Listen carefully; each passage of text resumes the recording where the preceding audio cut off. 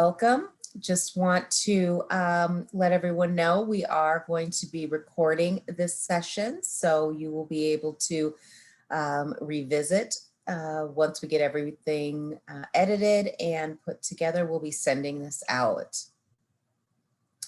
My name is Joy Wise Davis. I am the HR director for the College of Science and Engineering, and today I'll be partnering with Christina McGuire, for those of you who have not met her, and she is from the OHR Leadership and Talent Development team.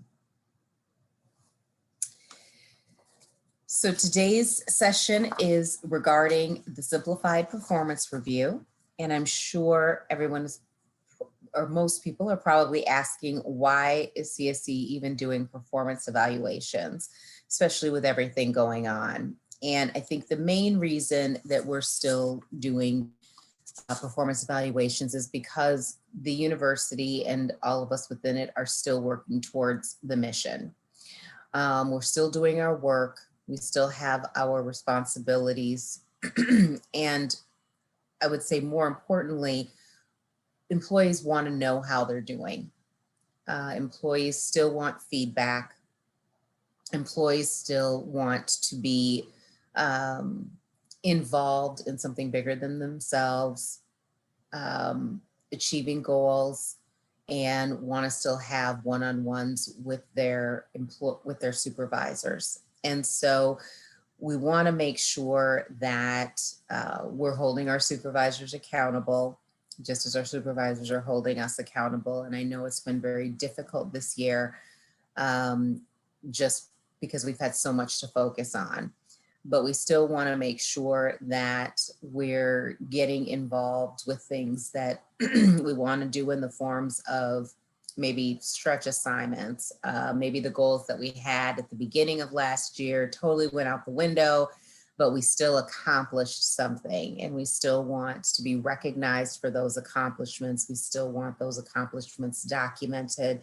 And then who knows, as a result of everything that's gone on this year, we have new goals that we want to put down. And so performance evaluations are still and yet important, even though we've gone through a rough year with the pandemic. With that being said, I will go ahead and turn it over to Christina to kind of walk us through tips and tricks of performance evaluations.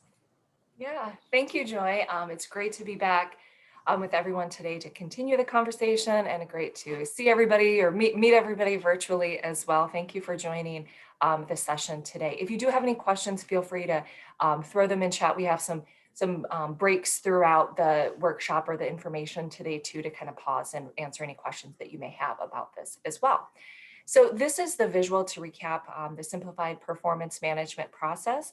And again, this is an evidence-based approach based on the practices of what drive effective performance management. And the three aspects are there across your screen. The goals are setting broad and challenging goals at the beginning of the performance management cycle. During the year, having the quality conversations and getting the feedback around the progress that you're making on the goals. And then wrapping up with a formal review at the end of the year. So we're going to take a quick spin through the goals and the quality conversations just to make some connections there. But the focus of today's workshop is that last piece, or that formal review. And we'll explore some strategies around preparation, writing your narrative, and we'll also take a quick preview of the form as well, since that is new in the performance appraisal tool for CSE this year. So the process starts with goals. So at the beginning of the year, it is thinking through what are big things, big work that need to be done in order to progress, in order to contribute to the team or the department or the college as a whole. Strategies for effective goals. Goals should be simple, so they should be specific. It should be clear what the goal is about. They should be important. So when achieved, that there is an important impact to the team in which you work on, and that they should be measurable. So measurement can take on a variety of different forms, but measurement defined in a way that you know that progress is being made. So maybe it's a qualitative, maybe it's a quantitative, but progress can be seen. It should describe both the results or the what that needs to be done and how. So that is the behaviors that you as an employee need to engage in order to be successful. Goals should be aligned with other goals in your unit, within your team, in order to, again, contribute and support larger work. They should be focused and few in number. So goals shouldn't just be an activity list, maybe copy and paste it from a job description, but it should be meaningful work that needs to be accomplished. And if it is big, meaningful work, it should, by definition, you shouldn't be able to do a lot of them. Maybe the goals have sub-goals within them, which is greater milestones along the way, but the goals themselves are few in number.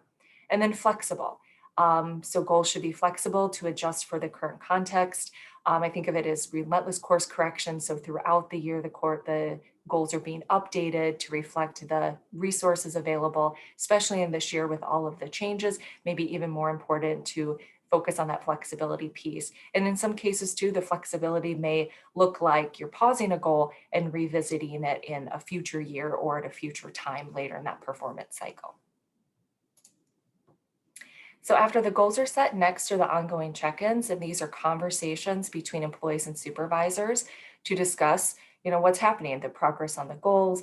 It's an opportunity to get feedback or to share feedback on what is happening. The goals, they essentially, once they are set, they essentially become the agenda for these check-in conversations, and they help the employee and the manager stay connected. And also it builds in that, or allows that opportunity to flex as things might change throughout the year, which we've all experienced in recent past. Hopefully you and your supervisor are able to meet at least a minimum of 15 minutes every quarter. That's what best practices say in order to make sure that the feedback and the progress is being discussed. And this is a recap of the strategies for conducting the ongoing check-ins. So the first thing there is establishing or discussing the roles and responsibilities. So both from the supervisor perspective and from the employee perspective, making sure that there's some shared understanding at that point. Once there is shared understanding, not necessarily something that needs to be revisited, but just understood or maybe revisited if things kind of go sideways. But the main part of the ongoing conversations are those steps 2s and 3s. So reviewing and updating the goal, evaluating progress, providing feedback, asking questions. And then step 4 is understanding who does what by when. So what needs to be accomplished between that meeting and the next ongoing conversation scheduled with your supervisor. And there is a quick guide available for reference with additional detail. So we'll go over resources at the end of the workshop today, and this is a resource available. So the simplified approach, it's new. Along with the performance appraisal tool, which we will walk through here in a moment. So there's a lot, and with the changes, with the constant changes this previous year, you may not have had, you may have had really good intentions to set goals and have conversations with your supervisor, but that might not have been possible. This year was different, brought a lot of challenges and constant change. So it's really about understanding where you're at. So if the goals didn't get set, if the check-ins didn't happen, the process is designed to be cyclical. So wherever you're at, understanding what is practical and realistic for you and getting started at that point.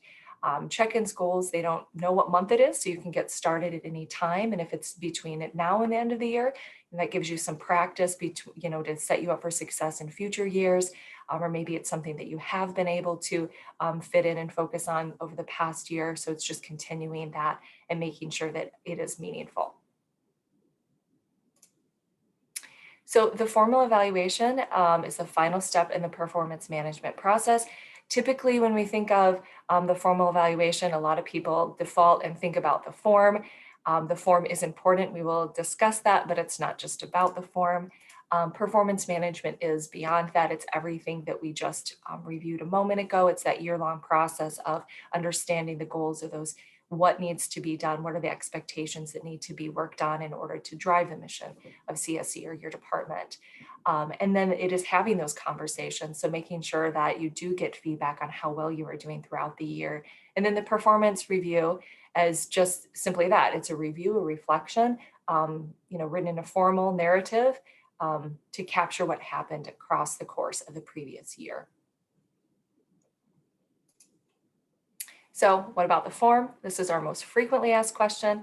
The form, as you'll see here in a moment, has been simplified, streamlined process in order to make your experience easier and the feedback more meaningful. And this again, just to recap, the driving progress toward important goals and priorities is what performance management is about. And it's not about just filling out that form. So it's really shifting the focus away from that form to the behaviors of interacting, the supervisor employee dialogue throughout the year around those goals. So a little bit about the form though. So it is, since it is important. So what you can expect as you move into the end of the year cycle, maybe some of you have had an opportunity to engage with the system already and practice some things throughout. So the Performance Appraisal Tool, or PAT, it is new for CSE this year. It was designed, I think, over a decade ago in the Academic Health Center, or AHC, which is now Health Sciences. And most recently, it transitioned over to the Office of Human Resources. So the system now is available to a wider audience across the university. Not all units and colleges are using it yet, but it is available. The system is designed to support the performance management behaviors that we just went over. So again, the important emphasis should be around the goals and the conversations, and the system is there to just be reflective and support those behaviors. So again, it's all simplified in order to be aligned with those behaviors as well. So here is a snapshot of the landing page for the employee point of view. And I do apologize, I realize the screenshot is a little bit blurry, but hopefully you can see the main points on there. When you click on, or when you access the Performance Appraisal Tool as an employee, like I said, this is the landing page.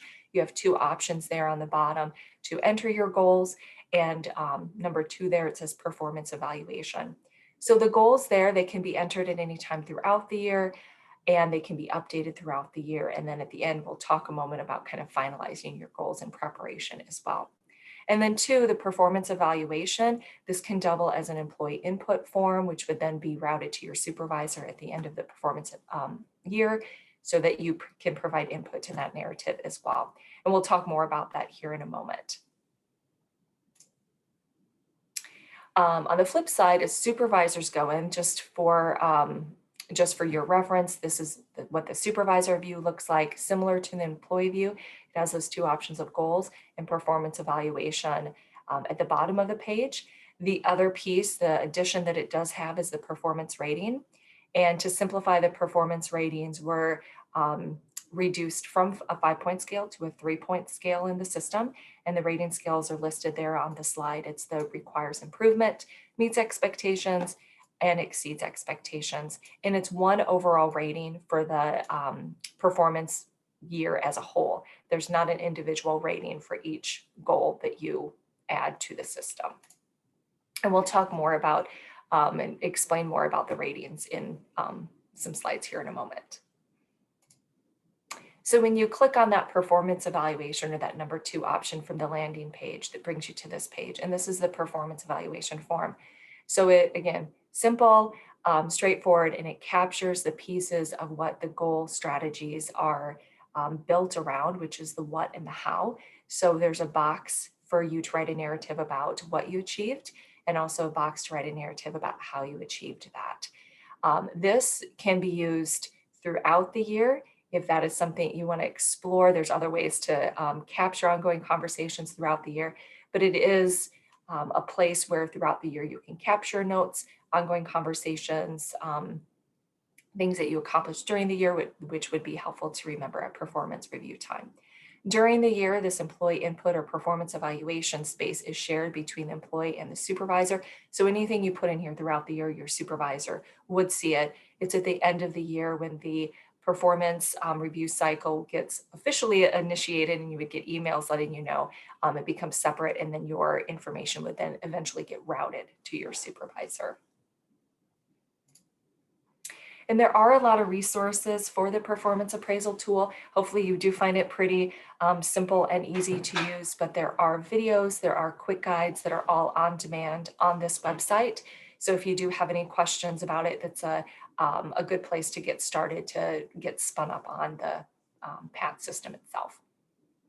So at this point, I will pause to see if there's any questions about the PAT itself or Joyce, or anything that might be helpful to add or expand on at this point.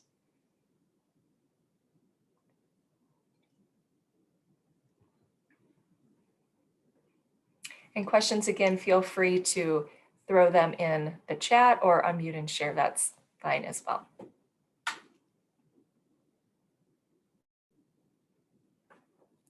Okay, seeing none, I will continue on, but if any do come up, please let us know.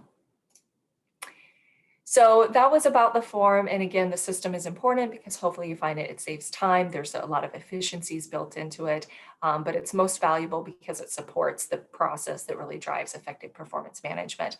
And having a meaningful performance review at the end of the year is a big piece of that. So from the employee perspective, the first step is preparing for your input in order to have it routed to your supervisor. And it's laying the groundwork and gathering the information that will increase your chances for your review to be effective and objective and meaningful to you as an employee. So here is what just a really short preparation checklist. So when you're preparing for your review, here are some things to consider. The first thing is your goals. So have they been entered? Have they been updated? What updates might you need to do? So based on any recent discussions or based on any additional information that you've received. So make sure your goals are updated at the point in time in which you are writing your narrative. And the second one is the ongoing check-in. So just reflect on, did you capture conversations throughout the year? Were there notes? Were there emails? Was there feedback from maybe people outside of your area or from your supervisor that would be helpful to consider to inform the input in which you write? And then it's about writing. So we're going to go through some strategies to write some effective and meaningful performance reviews. So the first step in the preparation, as I mentioned before, it is writing your employee input or that narrative. So we saw that in the PAT system a moment ago, that reflection of those two boxes where you can write about the what and the how. That is your employee input that at the end of the year then gets routed to your supervisor as well. So when it comes to finalizing your employee input and writing that narrative, it's thinking about the situations in which you engaged in, the actions in which you took, the results of those actions, and then the impact as well. And the impact could be on, maybe it's students you work with, other team members, leadership, the college, maybe it is some cross college or university committees or projects that you've worked on as well. You won't be asked to do a self-rating. We don't recommend that, in that most of the time that self-ratings aren't productive to drive performance management. If they don't agree with what the supervisor reflects on their performance management, it can lead to an unproductive conversation. So instead of focusing on just that rating, it's really focusing on the narrative, which provides a lot more meaningful information about the accomplishments and the impact that your accomplishments had. So some additional strategies for writing the narrative. And again, these slides will be shared afterwards, so you'll have these questions for reference. But instead of just reiterating your job description when it comes to writing the what piece, it's helpful to include responses to these types of questions about the impact. So what did happen as a result of the actions that you took? What difference did it make? Maybe what time did you save resources? Did you say what maybe did you prevent from happening because your project was accomplished? Also, what problems or issues did it alleviate? Talk a little bit about maybe the audience that your work had an impact on. So that's the what piece of the narrative. The other piece is the how. So it's considering what type of behaviors that did you engage in order to be successful in what you achieved. So what were the skills, the knowledge, abilities, or other characteristics in which you used in order to achieve what you did. You can also think about the technical competencies, so things that might be a little bit more specific to your job. Maybe there's a system that you learned or system that you built or specific things to your job that might be unique. Or the other thing to think about, or I should say, and the other thing to think about is the leadership competencies. So how did you interact with others? Did you collaborate? Did you influence? Did you build a vision for a team charter? So what are ways in which you interacted with others? And that would be something effective to capture in the how piece of the performance review or the employee input. And then after writing the narrative, so your employee piece would be to complete that employee input or that narrative. So after writing that, it then gets routed to your supervisor for some additional steps. And eventually you will meet with your supervisor to discuss that review. So the final step in the process is the delivery of the review. And here are just some expectations for the conversation that you would have with your supervisor during that meeting. So kind of explaining the big picture process, the context of your work, your supervisor discussing the narrative with you, so sharing what they wrote based on your input, based on input they may have received from others that work with you or are your stakeholders or are the audience for the work in which you do. Providing that rating and discussing how that rating is determined, and then providing time for questions and discussions so you can get any questions that you have answered. So a little bit more about the simplified rating. As we mentioned, it has been simplified from that 5 to 3 points. Again, the labels are on the slide there, so requires, meets, and exceeds.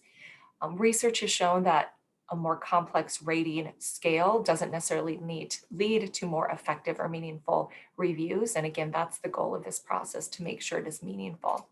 And so while the numbers may have changed from that 5 to a 3, the rating will still be reflective of the work in which you accomplished, so that narrative piece of it. And it has changed for everybody too. So everybody using the PAT and everybody across CSE using the PAT will be on the 3-point scale. And sometimes because the number is concrete, it is easier to focus on, but the focus again really should be on the narrative, which provides more explanation and more meaningful and effective feedback to you as an employee around your performance as well. Most employees, if you think of the bell curve too, most employees would fit in with that it meets expectations aspect. You would hope very few would fit in that requires improvement, but at the same time too, few would fit in that exceeds expectations category. And another way to think about it too is that meets expectations. It would be, if you compare it to academics, receiving that A grade, whereas exceeds expectations might be that A+ grade. So it's for work that is done above and beyond that meeting expectations and done maybe in a very consistently across all audiences, across all work, across the year. So some consistency built into. But meeting expectations is a really is a solid place to be. It's exactly what that is. It's you're meeting the expectations of the job and doing a really good job.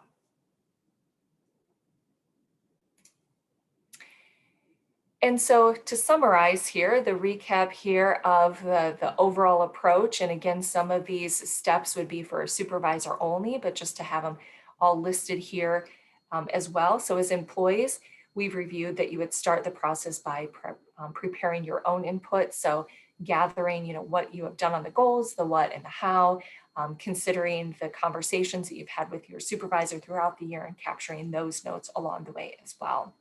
And then at the end, you'll eventually have the review delivered to you. And along the way, the supervisors are also doing their own preparation of getting input from others, evaluating the piece, writing the narrative, providing the rating, and then finally, again, connecting back with you to deliver the review itself. And overall, the review should be a summary of the conversations that were happening and the goals that you worked on throughout the year. And I'm going to turn it over to Joy to talk about next steps and due dates for CSE.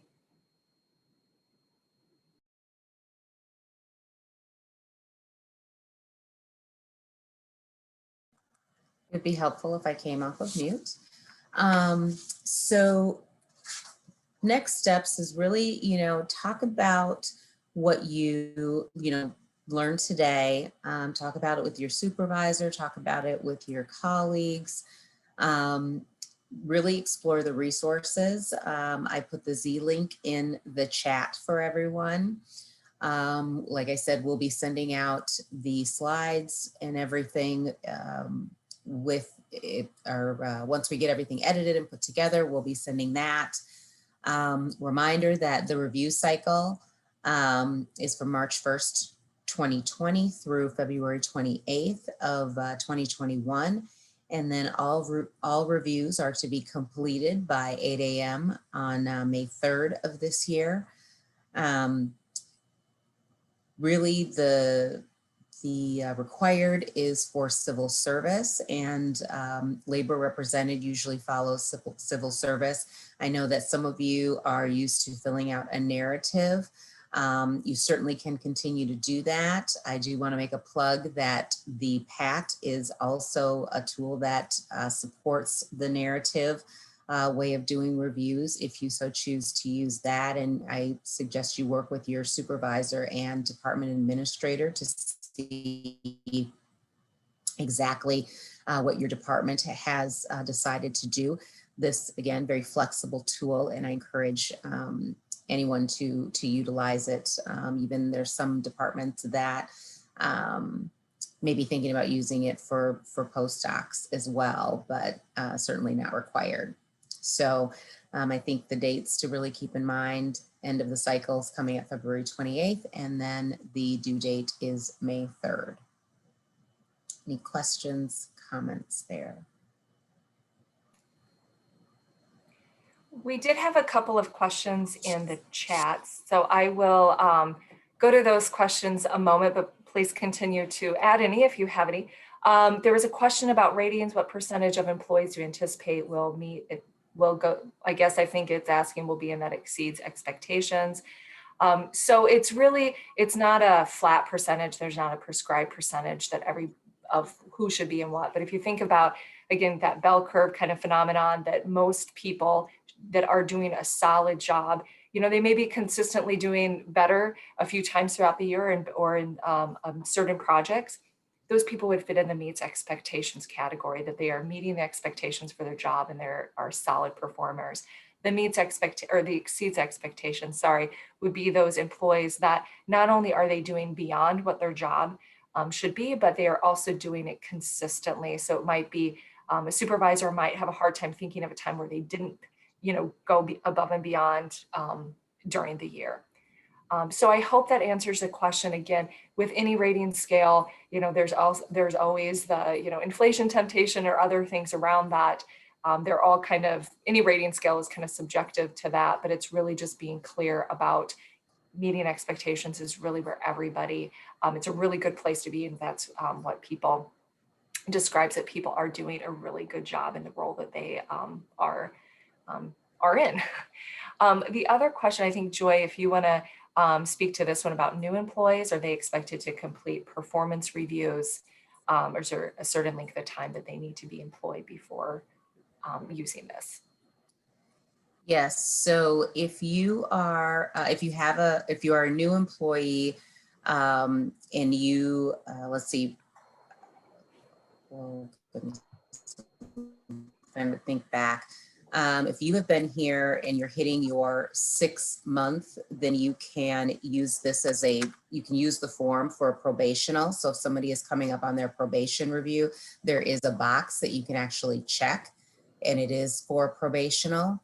If you have a new employee that started after their 6 months, then they're not due for a review, then there's no need to do a review. If you're doing kind of mid-year reviews, you certainly could use it to capture you know, how they're doing at the beginning or how they're doing in their first 3 months. There is no box to check for that. But you can certainly use it to capture goals. You can certainly use it to put in a narrative. That's absolutely fine. But definitely, if you've got a probational review coming up, you certainly can do that. And then, of course, the annual.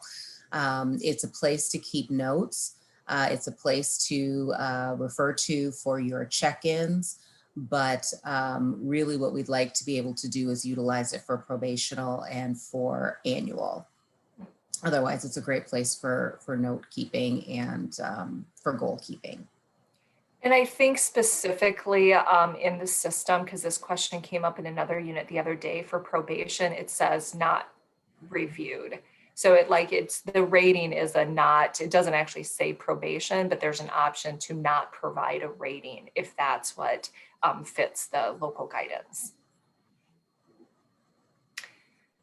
A couple of other questions. I think maybe this question came in before Joy spoke to it, but does the system apply to both P&A and civil service positions? So I don't know if there's more questions around that. Just to reiterate, civil service is required, P&A is optional. It depends on what your department has determined. And then it looks like there's another question about the 6 month and the date. So I know. Let's see, 6 month, 228 or by 5/3. So 6 months from when they started. So usually there is, actually it will depend on the position, quite frankly, because I think there's some positions that actually have a 4-month probationary period and some that actually have a 6 month. So it'll depend on from the date that they've started. Optional or required for union represented civil service staff. So our best practice has been to use it for union represented. So everyone is in the best practice or in the mindset of using it for union represented as well. So not optional for civil service. And best practice has been the same to use I'm sorry, let me back up. Civil service and union represented, yes, use the tool. Optional for P&A. So question about where to go for PAT access. So so all of these resources will be sent out afterwards. So Joy will be sending out the link, so more to come. The actual site itself is through OHR now. So it is here are listed on the slide. And again, this will come out via Joy. The PAT access on the left-hand side of this website, there will be an option for PAT access. We had it up earlier in the slide deck as well. So that would be a direct link, but this is the OHR kind of hub for all things performance management, the work that we've been doing, as well as the quick guides that were mentioned, the videos to help recap and refresh, if those would be helpful for you as well. So the PAT access is on there for supervisors and for employees. And there's also the resources that you can explore in order to familiarize yourself with that.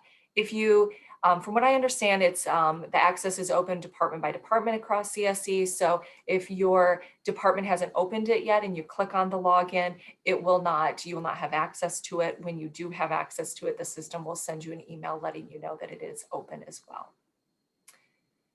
So anything else to add to that, Joy, that I might be forgetting as far as accessing PAT? And that is a really good question. It's a new system, so. No, I think you captured it all. I'm going to place the link in the chat again for those of you that may have missed that or come in late. Another frequently asked question, and I'm going to kind of bounce this one over to Joy, that typically comes up when we're talking about performance review is that tie to merit. So Joy, would you want to say a couple of words about the connections to merit as it relates to CSE? So at this particular point, we're in limbo in terms of merit. So we don't know where we're going to go with that at this point. And so right now, I mean, if we find out that we're going to have merit, we will handle it as we have in previous years. But we don't know. And so right now I would, continue on as we do and do the evaluations as we have. Otherwise, when we find out something, then we will let everybody know. But at this point, we're just kind of sitting and waiting when it comes to merit. There was another question. Do we use this for student employees? No, we do not.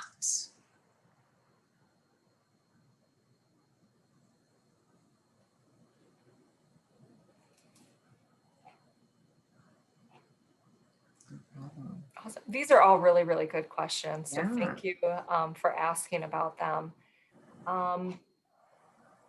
Yeah, keep them coming in if they come. We're to flip through a couple of additional resources that might be helpful. As I mentioned, most of the quick guides and the videos just to kind of reflect or to get, review what we mean by goals and strategies and ongoing conversations or any piece of the performance management year-end process are on this site. The other site, it is targeted for the supervisor audience, but there's also additional information on supervising.umn.edu. So that would be another place to go. That's broader than performance management, but there are connections across. So sometimes you might actually get routed to the supervising.umn.edu site. And I believe that is all of the content and all of the resources that we had at this point. So any other questions that you can think of at this time that would be helpful?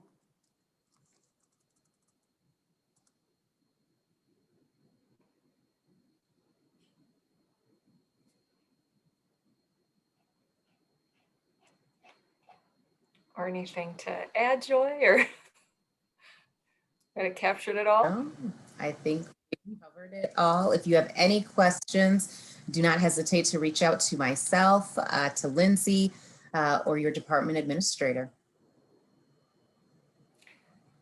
Yeah, so in the absence of any other questions, thank you everyone for attending today. And again, these resources, the slide deck and the links will be sent out so you can have access to those. Hopefully you find this wrap up and this year end a really meaningful process. We realize there have been a lot of challenges, but hopefully the feedback and the conversations that you do have with your supervisor, really help and support you to move forward in the work for CSE. So thanks again, everyone, for attending the workshop today.